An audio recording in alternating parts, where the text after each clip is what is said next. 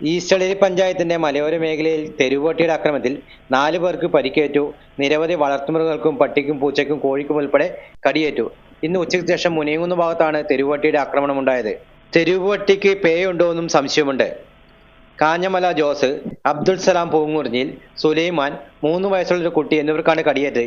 കടിയേറ്റവരെ 25-ലെ പ്രാഥമിക ആരോഗ്യ കേന്ദ്രത്തിലും കാഞ്ഞങ്ങാട് ജില്ലാ ആശുപത്രിയിലും പെരിയാരത്തുള്ള കണ്ണൂർ മെഡിക്കൽ കോളേജ് ആശുപത്രിയിലും പ്രവേശിപ്പിച്ചു.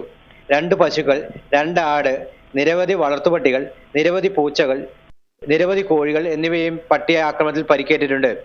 ഇന്ന് ഉച്ചയ്ക്ക് ശേഷമാണ് കോലിവള്ളി ഭാഗത്തൂടെ മുനിയങ്കുന്നിലേക്ക് ഈ പട്ടി സഞ്ചരിച്ചതെന്നാണ് നാട്ടുകാർ പറയുന്നത്. തെരുവുനായയുടെ CCTV ദൃശ്യവും ലഭിച്ചിട്ടുണ്ട്. ഗൃഹപ്രവേശം, വിവാഹം, ആഘോഷങ്ങൾ എന്തുമാകട്ടെ, വീട്ടുപകരണങ്ങൾക്ക് Grihalakshmi home appliances. Prestige, Butterfly, Impex, Pigeon, Bajaj, Sujata, Preethi തുടങ്ങി മികച്ച ഗൃഹോപകരണ കമ്പനികളുടെ ഉൽപ്പന്നങ്ങൾ കൂടാതെ aluminium, steel, plastic, gift item തുടങ്ങി ഇനി എല്ലാം ഒരു കുടക്കീഴിൽ. കുറഞ്ഞ വിലയിൽ ഗുണമേന്മയുള്ള ഹോം അപ്ലയൻസസ് ഇനി നിങ്ങൾക്ക് സ്വന്തമാക്കാം. ചുരുങ്ങിയ കാലം കൊണ്ട് മലയോര മനസ്സുകളിൽ ഇടം പിടിച്ച സ്ഥാപനം ഗൃഹലക്ഷ്മി ഹോം അപ്ലയൻസസ്, വില്ലേജ് ഓഫീസിന് സമീപം, ബസ് സ്റ്റാൻഡ്, ചെറുപുഴ.